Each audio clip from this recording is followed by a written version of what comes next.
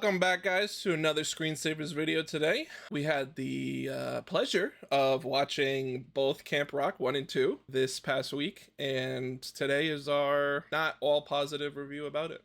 I think mine's going to be pretty positive. Well, I guess positive in the sense of a Disney Channel movie positive. The experience was positive. Oh yeah, it's definitely... Maybe the movie wasn't. No, I will agree with that one. Let's talk about it. Did you guys watch it when it first came out? Yes, I remember when it premiered and then talking to one of my cousins about it and saying that I liked it better than High School Musical. Yeah, Camp Rock holds a special place in my heart because it came out the same year that I started going to performing arts camp. So is Camp Rock true to life? The types of people are definitely, you got these characters at every sort of camp that you would probably be going to. Did you have a drumming guy? We didn't. We didn't really have instruments. Okay, I lied. I had a rock band class that I took. I think the teacher was the drummer, if I'm not mistaken. What's the theater version of a drummer? Just someone constantly breaking out in a monologue? Or like singing? Or doing a... Yeah, just hitting that right off the bus. Do you guys do backflips off the bus in that? We didn't have buses. Did you watch it, Steve, when it came out? I did. What I bring to the table for this review is I did see it when that came out. I saw the second one when it came out, and then would always be something that if it was on Disney Channel, I would want to watch and just see what part it's at. Disney Channel's got their nice 2-hour block. The movie is in there. You know where all the commercials are. They obviously film it for commercials. Tune in to see what part it's at, if it's worth it or not, depending on if it's like the final jam part, even just the beginning. But I was mostly interested in it from a just boy's perspective of like, oh, Demi Lovato, I think she's so hot. I will support whatever she's in, even if I don't give a shit about going to a music camp. I liked the Jonas Brothers kind of it was almost like on the down low. Like, I didn't want to say I was hiding it from people, but I kind of was. No one ever asked me if I liked them, and then I could lie by saying no, but it would usually just be like, I would have it, back then with iPods, have my music on the iPod. God forbid someone wanted to borrow mine just to play a game or something. I would be like hovering over them, making sure they did not go to my music library to see Year 3000 with like 900 plays or something like that. Or, oh, what is it? When You Look Me in the Eyes. Yeah, When You Look Me in the Eyes. Or Burn It Up. Burn It Up is a banger. Yeah. Burn It Up's a classic. Because Disney Channel used to have those like during commercial breaks, they would play like 30 seconds of a song. Do you remember that? Yeah, the music video would come on and you'd see it and you'd go, oh, and then they had like blocks of time where they would just be playing music videos. TV used to be elite. How about you, Jacob? You watched them when they came out? I did. I remember having seen the second one. I don't remember if I saw it when it came out, but I definitely remembered all like a good amount of the story beats as they were happening. The first one I remembered a lot more. You said the first one came out in 2008, we said, right? So I would have been 10 years old when the first one came out. Yeah, me and Lindsay were respectively, 12 and 14 when the movies came out. So when the second one came out, like, would you guys have been on the cusp of like, oh, we're not watching Disney Channel anymore? Yes. Yeah, I don't know if I have I definitely don't have like an exact date on when I stopped or something, but that was, 2010 was going right into high school. So it was at that point where you're like, oh, I got to assess what I actually like and don't like, and do I find it still, say, cool or whatever. And this was something that I still watched both of them, even though it was more of a hated on type of thing, because even back then in school, kids were like, would be hating on that type of stuff. I just watched it for Demi Lovato and her mom. And Brown. Honestly, Brown could get it. Did you guys know before you started Brown. this movie that Brown could be a first name? I was completely unaware. Only in a country like Australia. Did they say he was a bass player? Guitarist, I was gonna say, because Brown is not a bass player name. I was kind of struck by how quickly they just jump into everything in this movie. Yeah. I'm sure it's like that for most Disney Channel movies. If I looked at the runtimes, I'm sure like most of them are probably an hour and a half-ish. I don't even know what this runtime was without commercials. I think it was like 137. Okay, so yeah, so close. And I imagine if you look at most Disney Channel movies from around that time period, they're probably all around the same thing. Now, I don't know, because maybe the camp I went to was an outlier, but the fact that it was the last day of school and she hadn't signed up for camp yet was like crazy to me, because like we signed up for camp in January. So I just assumed that in order to get into a camp like this, because obviously, they have a capacity. Well, I guess she only got a spot because her mom was going to be the cook. But as we see later, you don't need to have talent to be here, so how exclusive can it really be? And also, I thought it was interesting that she has a job. Mitchie has a job. If you remember in the beginning, she's like, oh, you know, at Barney's, we serve burgers with a Barney's smile or whatever. You're telling me she didn't think about going to this camp and save up money with this job she has to go to camp? Yeah, I didn't really think about that. Oh, yeah, that's a missed opportunity writing wise. Shout out to the dad who had one line, right? Or two? In the beginning, yeah, and then he In the doesn't show beginning. up until the final jam. Yeah, so they get right into it, and then she's there. The fashion is so 2008.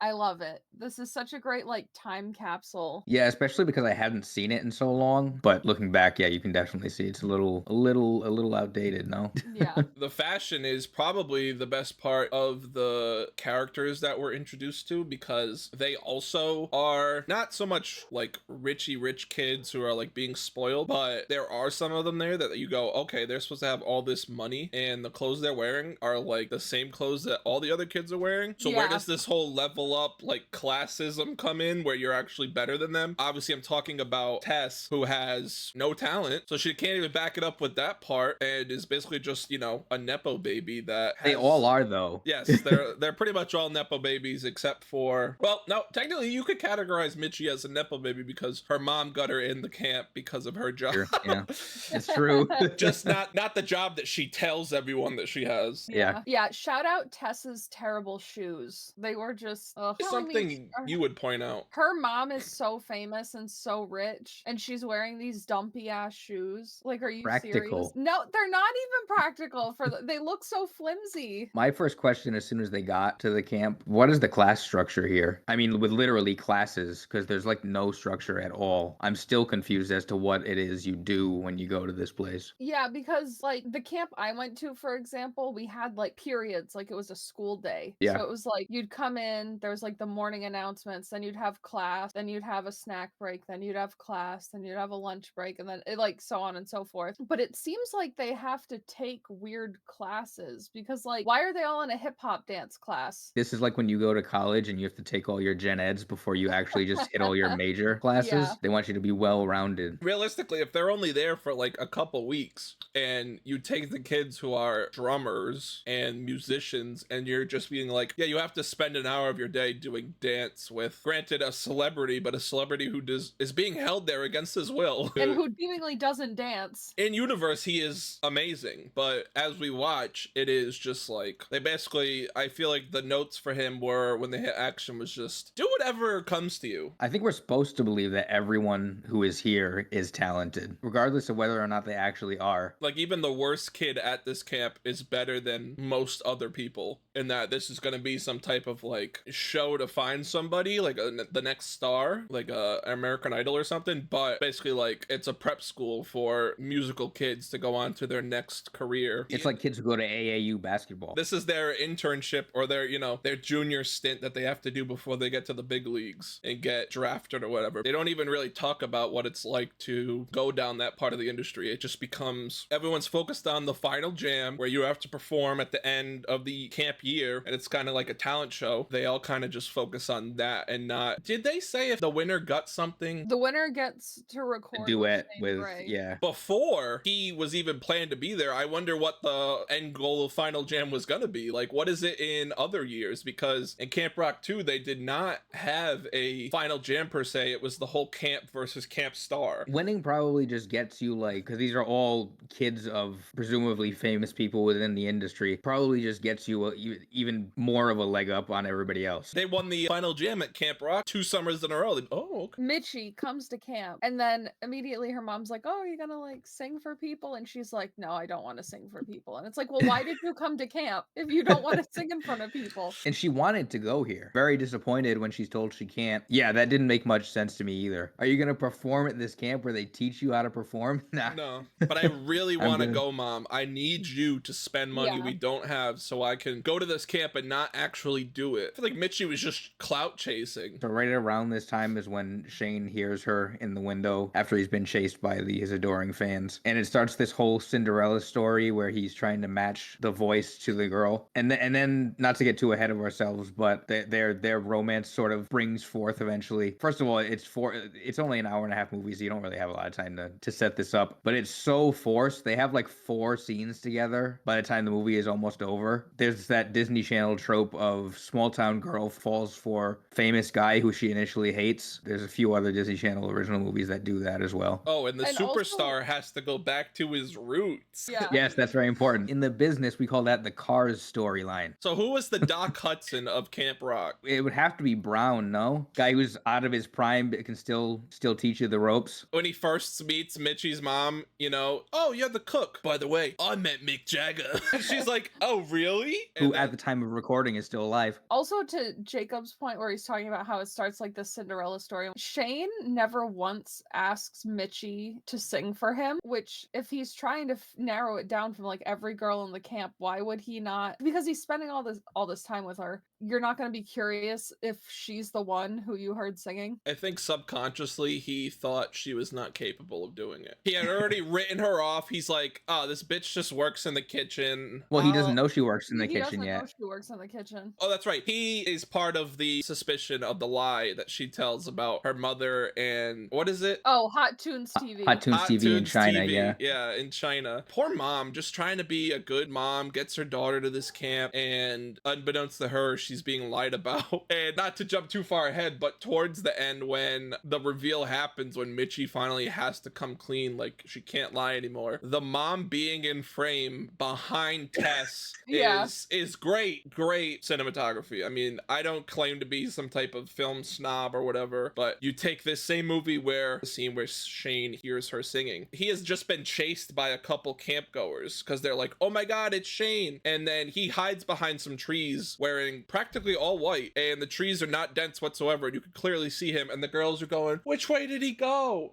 And they run away. Yeah, like from that point on, it was just so funny. There in particular, you can tell they just had absolutely no money. There was no money put into this movie at all. I'd like to go back and just see how many background actors were just recycled throughout the whole thing. Because by the time you get to the second one, it's clear that like the first, I don't remember how big this was, but it was big enough to the point. The third most watched DCOM. What's the second? Oh, the original High School Musical? High School Musical and the Wizards of Waverly Place movie. Really? And Oh, then okay. Camp Rock. Yeah. So yeah, so it was very successful. So by the time they get to the second one, they put a little bit more money into it, and you can definitely tell. But yeah, the scale of this movie is so small. They use the same like 3 settings throughout the camp every time. Mhm. I don't know what that was about. I assume they had a little more land. Use it. Yeah, and as we find out, some of that land is, open for sale for any competitors of Brown. Yeah.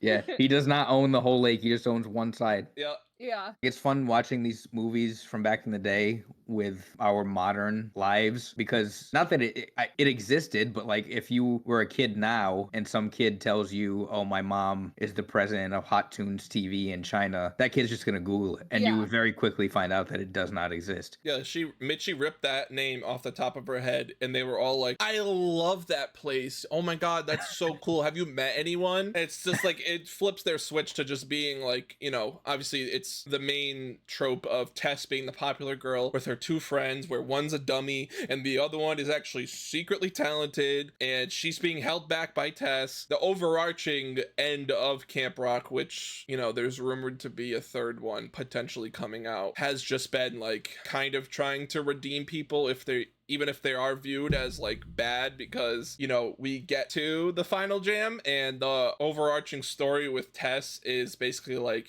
hurt people and they definitely don't do enough for me to get me back on her side. Like, I do feel bad for Tess, but I don't like that shoulder out dance thing she was doing. listen, I will give her hate, but that song is a banger. Yeah. Is it? Oh, I love it's because it's so bad. bad, but it's so good bad. And my favorite part about her performance is we only ever see her train with her two friends, and then Mitchie is there for a little bit when Caitlin's like, so how's it feel being backup? She was the best character in this movie. It's not even close. Just like the constant ribbing, even though they're kind of friends at this point already. Just rubbing it in her face that she was right. I loved it. Yeah. She's really good. Did Missy Elliott teach her that? One of the funniest things about this, like this constant thing where everybody is performing no matter what, not if they're in a setting where they're expected to do that. You have the drum guy. I don't remember when the wall flip happened. Everybody is constantly practicing. Doesn't that get tiring? Poor Mitchie is basically pulling double duty because she has to live a secret life of helping her mom in the kitchen early before then doing her rigorous day of camp activities. Yeah. The secret life in this 10 by 10 compound. Oh, Mitchie, is that you? No, you're dreaming. Go back to sleep. Speaking of Mitchie working in the kitchen, can we just talk about the food safety? Nobody's wearing a hairnet. You're so right. Nobody's wearing gloves. I was just about to say the gloves. That's disgusting. Everyone's just preparing food with their bare hands and their hair out. As we come to find out from Camp Rock 2, Brown is in some serious financial troubles. And I'll give it to him. In the first movie, he's not showing it where he clearly should be. And in the second one, he basically is just like, yep, I'm broke. We need 1,000 more kids to even break even this year. You guys are gonna have to work now. And they make it seem like they're working for free. It just turns it into a volunteer camp. You can, that's how you get around the child labor laws. I didn't pay them. You say they're volunteering. I'll sign a form. Listen here, government. They could have left at any time. And I told them they weren't getting paid and they still did my work. There was definitely a Mean Girls dynamic, right? Mm-hmm. It was real obvious. I don't even think it's inspiration. They just stole it. Yeah, but I do think, what's her name? Peggy gets a good redemption. She ends up winning Final Jam by not even playing the guitar. Yep, or singing. Here I am. Do you remember the scene when it's right before Brown brings them all in and asks who threw the food first after the fight happens? You always see this in Disney Channel, especially. You always see food fights happening throughout these shows. Mm-hmm. I always kind of wanted to be in one. It seems like a fun thing. One of those things that like would never happen in real life. That's just a complete fantasy concocted by these writers, but it seems so fun. And can we just talk about this Camp Rock food fight is like the lamest food fight. Yeah, because like two people are involved and there's just noodles. Yeah. There's no spaghetti. There's no sauce. We're like, we don't want to have to clean up and reset every time, so we're just doing plain noodles. Mitchie's mom has the easiest job in the world if that's all she's making. Or the toast, the plain non-buttered toast that was just sitting on the table at one point. So she has the lie about her mom and her background, and that goes until 20 minutes left in the movie. They figure it out, right? Well, it's right. Yeah, it's right before Final Jam. Tess finally figures out how to sabotage Mitchie. I enjoyed Brown. He was a great guy. His investigation... Not a very good detective. No, yeah. His investigation skills and the whole trope of I'm gonna believe the popular rich white girl is just so stupid. For a second there, you hope that this injustice is not gonna happen. And it does, but then it doesn't, because he, in giving the girls their punishment of... Because it not only falls on Mitchie, but it also falls on Caitlin, that they are banned from performing until Final Jam is the end. Yeah, the end of Final Jam, which means the last person performs before the competition winner comes out, anyone else can just run out on stage with their preloaded track and do a performance. He could have made it a little more obvious. I know he emphasized the words, but I never would have figured that out. He's trying to do it like in front of Tess by trying to tell them through like code. Why not just yell at, like you could literally just fake yell at them, say you're expelled or you're banned from Final Jam. Tess leaves and then you go, guys. Yeah, meet with them after. Guys, just do it after. I'll get Tess off stage and then you guys go up. She won't be able to do anything, even though she shouldn't be able to do anything because it's his camp. My theory is that Tess's mom is like a big donor to this camp, and he doesn't want to piss her off by getting her daughter in trouble. So he saves face by agreeing with her and also giving them this loophole. Yeah, because I think if you're able to tell other parents, hey, Tess Tyler's kid comes here, that helps advertise for you. So you're going to want to try and keep your most attractive money-wise customer happy. So yeah, he kind of basically like lets her run the camp. Before I lose my place for this, I have to bring up the line that Caitlin Caitlin says to Mitchie when she finds out that she lied. She says, "This is rich, but apparently you're not." That is incredible. Oh, this is rich, but apparently you're not. Yep. Incredible. Mm-hmm. Easily the best character in this movie. It's not even close. I think it's interesting that like later we find out Caitlin used to be friends with Tess, but she was competition, so Tess didn't like that. But in what way would she be competition for Tess? Because they're doing two very different things. Do you think they meant competition as far as just status and hierarchy? Like if people think she's better at what she does than what Tess is, that would like change the hierarchy of popularity? Maybe. And do we know what Caitlin's parents do? Okay, they're performers on a cruise ship. Okay, so I don't even count her as a Nepo baby then. No. Well, Tess is like openly hostile to her, which I think is funny because she's still technically in their group at this point Mm-hmm. and has not kicked her out. The get together party thing, whatever you want to call it.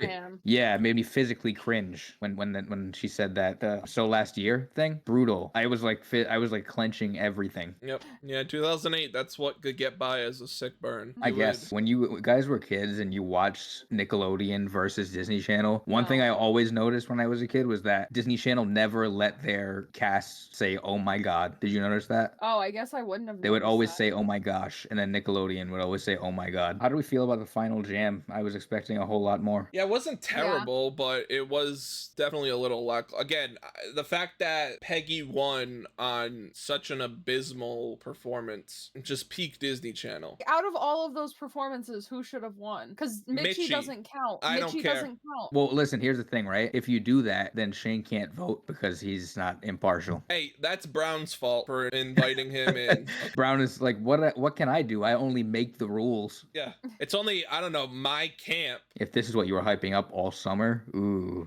But man. like, if you look when he posts the set list for Final Jam, there's Mhm. only like 5 or 6 entries on there. All the kids are supposed to be performing at the Final Jam. Yeah. That's literally Like, wouldn't what you they think- hyped the camp up about. Yeah, they were all thinking when they got there, wow, I can't wait to watch the final jam. Yeah.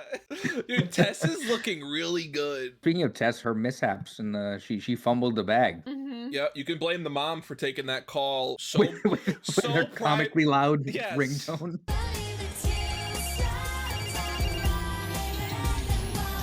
so Yeah. privately. Someone Doesn't in the, even leave the room. oh, No. 1 second, moves 5 feet from her seat.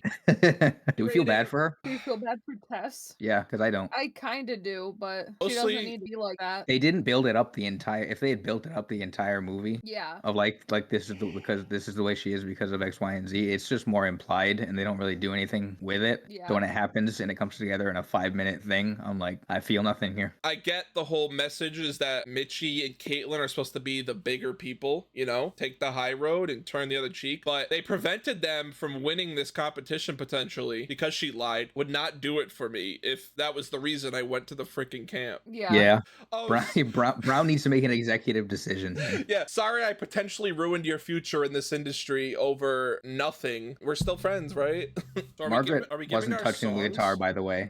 The strumming, I was looking at her strumming the guitar. She was not on either. Well, on one end she was obviously because she had to hold it up, but the strumming was not. Which I know we had talked about it, but it was like, why not just cast someone who can actually sing and play guitar? And then didn't even let them actually sing, which is kind of funny. What were you saying about the rating, Steve? We're gonna rate it now. But we never gave our Letterboxd ratings for Oh, we Oh, didn't. yes. yeah, There we for go. this is Camp Rock 1 and now Camp Rock 2. Camp Rock 2. We didn't say that he found out at the end that it was her voice and was just like, I forgive you for this apparently monstrous betrayal. Can't believe you'd lie about your mom, but wait, that was actually Also, you? he just starts singing with her. He stole her moment. To be fair, it was both their moments. He was so excited that one of his students was doing this good of a performance. It just so happens that he has a romantic interest in her. And he said, see you in a year. That's my favorite part about Disney Channel movies too, is they most of the time end so abruptly. Oh yeah, it's great. Both of these are like no different, where it's just like, it's not that it ends abruptly where you're like, you feel like something got cut, but there's no segue out of it. So it just basically went to black and then the credits start rolling and they're just at camp still. And you're like, okay, well, there's actually a few stories still that haven't been answered and that, you know, go going into Camp Rock 2 still don't elaborate on. The drummer kid, he just disappears. He's gone. We never see him again. They are now 2 years older. In Universo, I think it's been like one. It's only 1 year. So the trope of a Disney Channel or a children's movie being filmed during the prime years of them growing and changing so much is like the best part of 2 when it opens up, and a lot of them look drastically different. So much Yeah. older. Some of them look identical. Like Peggy looks identical. Tess really only looks different because she gets the bangs now. Mitchie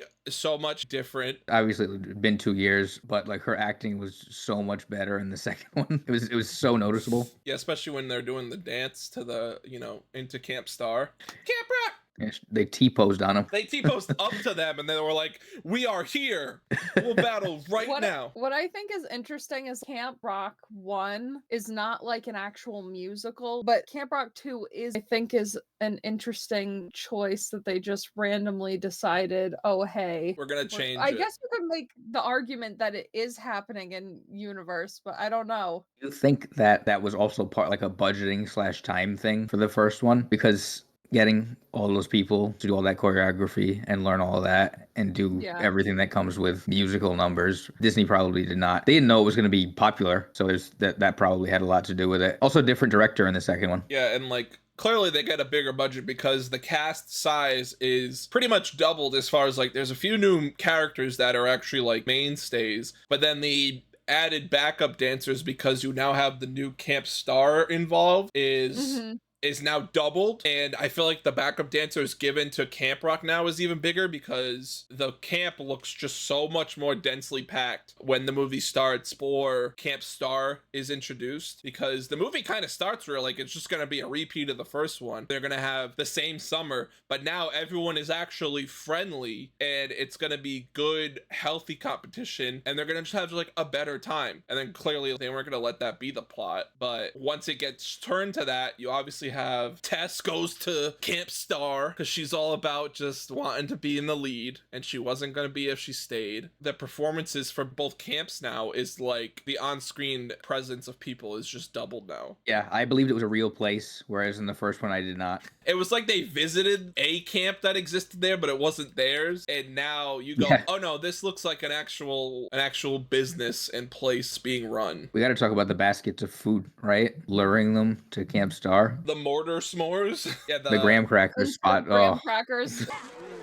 Graham crackers. Great line read. I really enjoyed. So Kevin Jonas, who is Jason Gray. Oh, I did not even know that was his name. I don't know any of their names besides Shane. Nick actually. is Nate. I really enjoyed the Gray brothers in this movie more. Obviously, Joe is the focal point of the first one. The other brothers kind of exist through video calls, and in the beginning, obviously, they're in the limo. But in this one, they're all back at camp together, and they have to become counselors and teachers. So you get kind of 3 storylines of their own now, and I thought Kevin did a really funny job with his. Obviously they had Frankie involved with it, which is always fun time. Yeah, I thought Kevin Jonas was in his few lines in the first one was noticeably worse than the rest of them as far as acting goes, but all of them were pretty competent by the time the second one rolls around, so it was a much better watch. I assume that's why they weren't in the first one as much, because they were the 2 weaker actors. Yeah, and they all cut their god-awful hair. Yeah, they did. Thank God, so that was a plus. It's only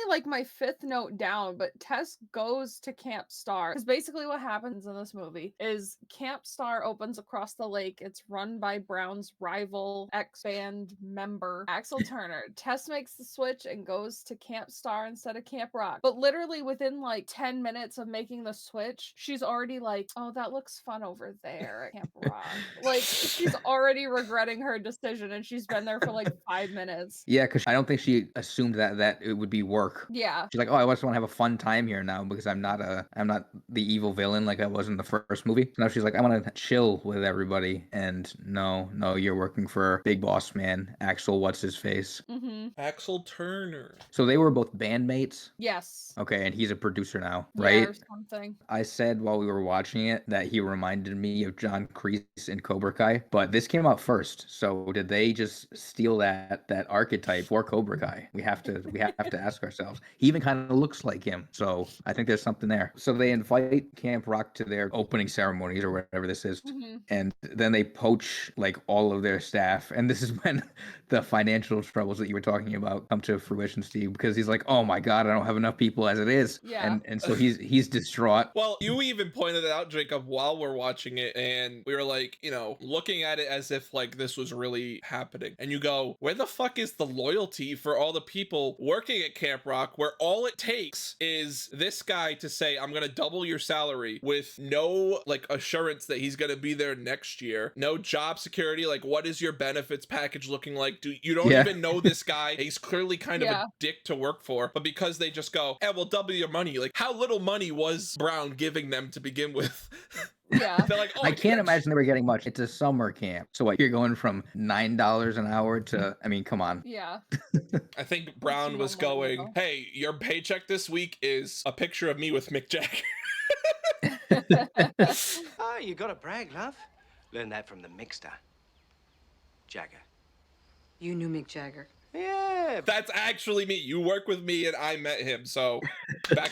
Brown also caves immediately. Yeah. They get back to the camp and he's like, gets up almost gets up on the table and is like, guys, listen, it's over. It's over. We have to, we're done. Sorry. I thought it was funny how in the first movie, Kevin's character is like, oh, make sure you make me a birdhouse and whatever. And then in the second one, you see him making a birdhouse. Yeah. And then it immediately gets destroyed by the kids. I have it in my notes. I said Kevin gets his birdhouse because he was making it. And then I wrote, or not, when the kids destroyed it. Probably one of the better pieces of continuity from the first movie to the second. Ultimately, the second movie becomes a camp versus camp final jam type battle that becomes televised through Axel's, you know, poll and just throwing money at this whole entire thing. And it kind of becomes, can you buy the public's opinion on how good you are at singing? Or can there actually be... Yeah, and we kind of find out that you can. I think it's funny when Mitchie's like, oh, I have this song. It was originally written as a duet, but we can rearrange it so everybody can sing. And there's like 50,000 people in this camp too. So how are you going to do that? Yes, but she's like passing around her notebook with the song in it. And they're going, oh,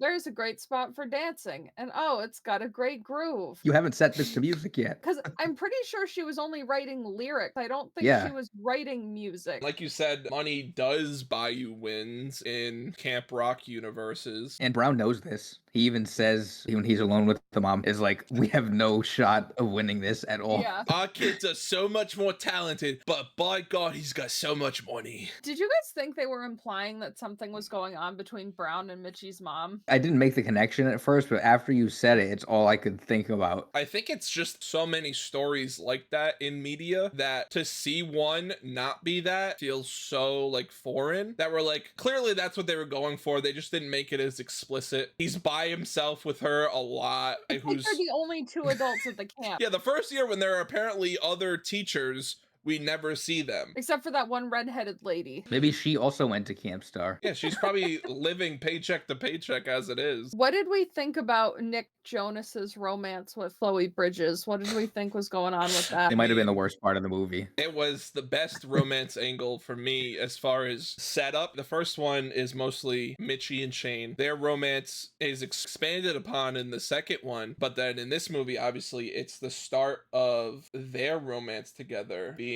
Dana and Nate. The first meeting of them is at the open house for Camp Star, and she's on stage, and she's kind of like their Caitlyn, doing all the beats on the synthesizer and all that stuff. She's on a stage that is about a good 100 feet away from where Nate's sitting, and her bracelet just goes flying off, perfectly hits him in the eye. They make it seem like this is a thing now where now he's not going to be able to see, but it's quickly resolved. She walks up to him afterward, and she's like, oh, I see you caught my bracelet. Can I have it? And then he kind of, you know, he tries to part with her. We go down the whole road because, oh, her father is Axel Turner. I don't want my daughter with this guy from Camp Rock, even though I have to imagine if this is real life. He would want that, right? Yeah, if I'm putting myself in Axel's shoes of being kind of a sleazy businessman, if your daughter is being pursued and is pursuing a famous pop star, how are you gonna say no off of some bullshit tribal camp rock thing that you just started a camp yourself? You'd think he would be thinking like,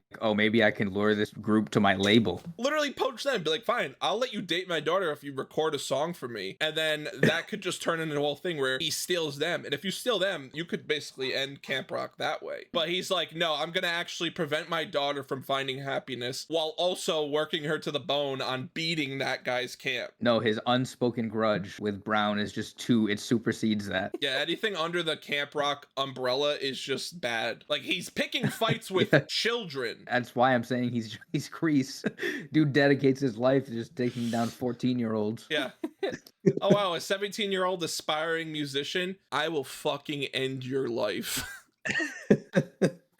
My daughter is twice the performer you guys are. Brown must have done him really dirty. I bet you there's something there that we don't know about. Yeah. He probably, if I have to guess, when Brown met Mick Jagger, I was there and he did not ask if I wanted to as well. So he's just held that grudge since then. What was the name of their band again? The White Crows. The White Crows, yeah. Oh, wait, we have to bring up the platform where she was playing the piano, where he was looking out over through the binoculars at her. Why did that exist? That's a sick-ass camp. That's what I'll tell you. I mean, it is, right? It's objectively Yeah. cool. Where else would you be able to play piano overlooking the lake on a high-up platform? It was also backwards because the water was to her back, Yeah. right? So how do you even get over? You have to walk around, risking falling off the platform into the lake. No safety. OSHA was not involved in the making of this. No. No, and if it was, Axel was definitely paying them off. I can't imagine Camp Star. I mean, they never go into that type of stuff with Camp Star. Camp Star, as we know it, is only their amphitheater. And that little platform. And that like recording studio thing that Mitchie meets Luke in. Yeah. There's definitely a missed opportunity to have like maybe like a test perspective of just what they're actually like behind the scenes, because you really don't see them at all when they're not interacting with each other from the Camp Rock perspective. I feel like if they turned Tess into a double agent in this movie, it would have fully redeemed her. Yeah. Yeah. Because they started the redemption arc for her, and you're like, well, I'm not going to get on board with it at the end of the first movie. And then the start of this one, they just shoot it in the foot and they go, back to the old Tess. It was a complete 180. Yep. One of the things that I wanted to say was that they have this very conflicting message about whether Mitchie's behavior is justified or not. Yeah. Because she's very on everyone about not saving the camp and winning the final jam seriously. And everybody's like, get off my back. It's a whole thing in the movie. It goes right from that to, oh, next morning, Shane woke everybody up. We all worked hard, just like you said. See, your plan worked. And so I don't know what they want me to think. Yeah. Both of those things can't be true. You have to lean somewhere. And I feel the movie wanted to they didn't want to make any conclusion because they didn't want to make anybody look bad. It's the Camp Rock equivalent of losing by interference. Yeah, see, no one got pinned, but there was a winner, you know? We'll run it back again next week. So they have the televised competition and Camp Star wins, which I understand Axel paid to text everyone in like North America or whatever to vote for Camp Star. But the Jonas Brothers, or Connect 3, is a famous band in universe. So you're telling me they couldn't have like tweeted or like posted on their Facebook, hey guys, we're having a televised competition. We're performing with this camp. Vote for us. They definitely would have won. Yeah. Just based on that. Because if you look at like even like boy groups now, like K-pop is a big thing, right? I always hear stuff about how, like BTS is the biggest one, right? People will see something that they're wearing in a video and look to see what it is and be like, oh, I like that. And then you'll look and see like sales for this thing skyrocket 10 million%. So just like the influence that they probably would have had, especially over people who are voting, I feel like there's no way even with the robo text. Yeah. Because like if I just got a random text saying to vote for Camp Star, I wouldn't be like, oh yeah, I'm gonna do that. Report junk. Yeah, exactly. Yeah, Camp Star wins, but, Camp Rock wins because Dana and Tess decide to go to Camp Rock. And so does everybody else, apparently. Yeah, so this whole feud that we watched this whole movie for ends up not even mattering who won. Because the final message is, do you know what money can't break? The indomitable human spirit. And it can't break family, but it kind of did. This is really a monkey's paw situation for Brown because he's got all these people who are joining and he's going to have absolutely no staff staff. You think Avengers getting delayed 6 months is tough. He might not even be able to open because of the such influx. However many kids it is to a counselor, it clearly was a lot less than it's gonna be, because you see Jason, Kevin Jonas, when he's teaching like most of the children at the camp, his class is already a good size for like a summer camp in the little cabin that they're in. So now you're supposed to tell me that this camp size is gonna like possibly increase. He's gonna have to buy the other side of the lake. I mean, I guess if he could capitalize on buying the defunct Camp Star, it would work. Yeah, that'll be the setting. It's them in the carcass of Camp Star. The market had crashed already. Listen, they could probably buy it really cheap. Cents on the dollar for their acre. It's like Walt Disney buying the swampland in Florida. Visionary. I think from a viewing perspective, 1 was a much better experience because it was just so ridiculous and over the top that I had a lot of fun with it. 2, when they were like cleaned it up a little bit, this didn't make for as fun of a watch. Yeah, if anything, Camp Rock 2, the final jam, was, I would only say, funnier at points because it was just dumber. Because Camp Rock 1, it's all kind of new stuff to us. In Camp Rock 2, they kind of try and repeat some of the tropes from the first movie. And you're like, we've already seen this. My favorite new trope from the second one is when they do the invasion dance, when they march on camps, when they march on Camp Star, like it's a freaking old military battle. And, you know, Mitchie is the general leading the pack. And you have Connect 3, you know, holding up the rear and just banging drumsticks. I'm pretty sure, yeah, Shane has a tambourine. So not quite like a bugle boy, but, you know. You know, after they left Camp Star, they all stood around and were like, there's no way we're losing this. This is just the icing on the cake. Well, that's what I love about when they get there and he's trying to steal everyone from Camp Rock by doing the whole doubling the salary or whatever. And Brown immediately, like, notices what's going on. He's like, we got to get everyone out of here before they hear him say this, because he knows that his freaking staff is hanging on by a thread and he's just trying to save as much as he can. Everyone gets back to camp and they're all just like, yeah, we lost so many people over there.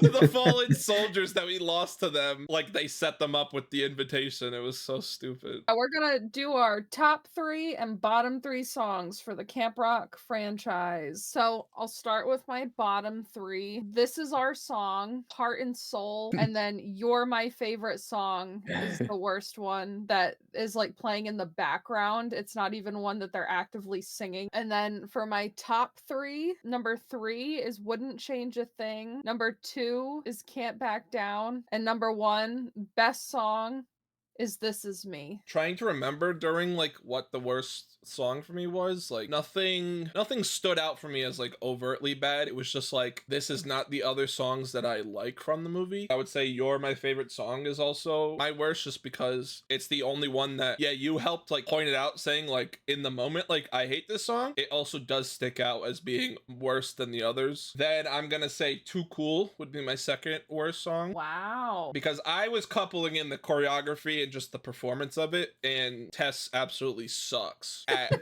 every aspect of her performance. There's nothing redeeming about her. And then honestly, I cannot stand listening to Introducing Me. The Jason Mraz bullshit, talk, speed talk. The one thing I will say about those songs is I could listen to the guitar aspect of it as like background noise to something, but the lyrics and the way he's playing it in her face, and it's the most awkward pause of her standing there and she's just like looking at him all lovingly, and I'm pretty sure her father like pops up in the background at the end of the song. Yeah. So you couple that with the actual song and it's like that whole scene is just terrible. And then top 3, I'm gonna go Play My Music. I'm a sucker for We Rock as my 2, and then like We Rock. This Is Me is also gonna be my top. It's definitely the most memorable song from both movies. That's my top and bottom 3s. Listening to you guys, I might have some hot takes here. Oh boy. I know what my definite worst is. Too Cool. I agree with Steve on that one. You're My Favorite Song, definitely. And then number 1 for it's not even close. It is Introducing Me. I almost couldn't get through that. Brutal. Bad. It's on my notes how much I didn't like it at the bottom. You know, maybe I don't have as hot a taste as I thought. I lied. I lied. It's funny though, because I feel like for most of the songs is you could just say 90% of the soundtracks are just forgettable. My top 3 are all going to be from 1. 3 is We Rock, 2 is Play My Music, and 1 is This Is Me. So we all got This Is Me for the top. Bang. It's not even close. Banger. I hope everyone enjoyed that. That was an enjoyable how many hours it was. I think we enjoyed, like Jacob said at the start of it. They're enjoyable watches. I definitely didn't get forced to make this video. I loved Demi Lovato as a kid. I thought she was so cool. Great voice, obviously. But yeah, these movies were just perfect for little Lindsay who loved performing. These movies were great. So yeah, guys, please like, share, and subscribe. Thanks for watching. And Maybe we'll do another one of these retro videos in the future. yeah, we were brainstorming after watching that, or it might have been like in between watching 1 and 2 about the old movies, such as like Spectacular or Brink or I think Musical. yeah, the High School Musicals, which we mentioned. We all unanimously agreed that Smart House is definitely up for a rewatch. Speaking of AI that's bad. Yeah, that's we got to see how far it's come and what they were thinking like back then as far as like a Disney point of view of AI and a robot. Yeah. But yeah, guys, so peace. See ya. Bye.